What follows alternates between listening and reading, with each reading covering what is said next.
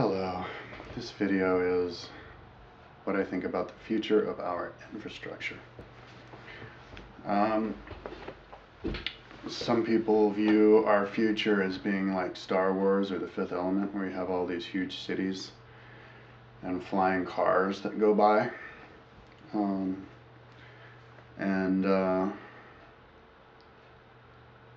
I think that will work for a little while, but I think I got this idea from Bashar, the gray human hybrid alien from the future, that it would be more luxurious and funner if our cities were actually hovering cities. Because after all, if we have anti-gravity, why not? And that they could just fly to other galaxies, that they were just spaceships. We just lived in spaceships. Those were our cities. Kind of like the big floating city from Orlando Calrissian's place from Empire Strikes Back. Cities like that would just kind of hang out, but then you could fly. Bashar was saying their ships were alive too. So maybe that's like implying that you could, once we get good enough with nanotechnology and everything, that we can, that they would just kind of somehow magical, once they get past a certain gigabyte power, they suddenly magically become alive and take on. That would be crazy. But why not? Human bodies and animal bodies are machines, so with little mechanisms and everything. So maybe we could make ships like that. Mothership. So then the planet itself would just be all green. All like the Earth would have all of the animals and everything. Dangerous animals like man-eating animals. Maybe, yeah, I think we should still have them, but have them in certain parks and just not let them exist outside. Now, I think the Earth, a lot of aliens say that humans are very amazing species, like the most amazing species in the whole galaxy, because we are so, I guess, animal-like. We're very intelligent, but we are also very diverse, and lots of different races, I guess, on this planet, but with lots of different talents, I think, mentally and physically. But anyway, we're very emotional and animal-like. And emotional is kind of like physical. So I think that Earth will be one of the few planets with intelligent life where we're like athletes. It'll be the planet of athletes. It'll be a beautiful planet.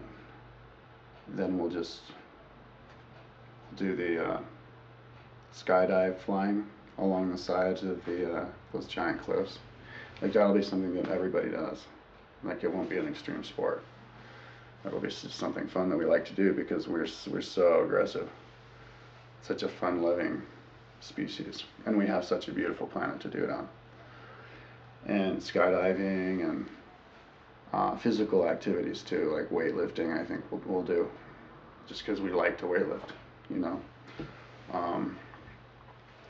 And it actually brings into a really interesting philosophical point, in that, why would you just mountain bike all day long through trails and stuff? Now, I haven't really. I've had like bike touring stuff where I only ride all day long for a couple months, and that's really fun. So, like, why would somebody just want to do something like that over and over again? And that's like, that right there, that justifies cavemen like why we went through caveman, why we were cavemen in the first place. That answers the question. If somebody just says, well, why didn't aliens come down a long time ago and give the caveman flying saucers? It's because those cavemen at that time wanted to be cavemen. That was their place for them. That's what they were. You know, maybe that's why a soul was born into a cat and not into a human, because they're more a cat. So cavemen was just a step, because it's fun to camp camping. We still go back to caveman days these days. We go camping, and we still like to hunt. So, but back in caveman days, that wasn't like so great all the time because you were in danger. You know, it wasn't as comfortable. You weren't as intelligent, so you wouldn't have as much fun. It was more limited existence. But now we can still be cavemen, but we can all, you know, use our dole money that we get from the government and just travel our whole lives, or half of our lives. I think in the future we won't have these jobs. It'll be crazy to think of a job that you have to be there every day and only take 3 weeks off a year. It's kind of like, why would you do that? Is it because your overhead life for your life is too high, or because they need you? But why would somebody need you? I mean, people are replaceable. There's lots of people who do the same thing, and if everybody as a culture is able to take off for long periods of time, like work for 6 months and then take off for 6 months, you can work that into the culture, and people can quit job and then be replaced and not worry about replacing somebody else because they'd be leaving too. So and we won't have to work as many hours per week in the future because stuff will be automated. Now, yeah, we are destroying the earth. The earth is becoming destroyed. The rainforest in Brazil, I think, is the biggest problem because of all of these species, plant species, animal species, that are just getting wiped out forever, and there's so many different ones there. But I think, you know, we will be able to create new animals, new species, and then new species will create magically. I think new species create a lot faster than we realize. I think new mutations and stuff come along a lot faster and fill in gaps pretty quickly. And so I don't think it's something to like freak out and be sad about, because we're always going to have a planet. It may just not be as diverse as it is now. But you know, another beautiful thing about our planet is our mountains and everything, and that stuff will always be there. And there'll always be water to grow stuff. So I'm not worried about it. And if you do want to like participate in saving the earth, then, you know, I mean, a good thing to do is not live a life with a high overhead where you have to work all the time and you keep the whole machine going. People who live with low overhead should be commended for that, socially, and not, you know, not allowed to park their car someplace. Like, people who live out of their cars should be able to do that if they want to.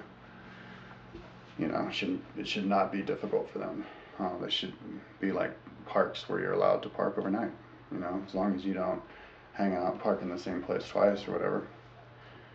And then trips, people enjoying the earth off on physical activity that is not stressful in the environment, like mountain biking and stuff, kayaking and stuff like this. So anyways, I think that's about 9 to 10 minutes. So that's my video.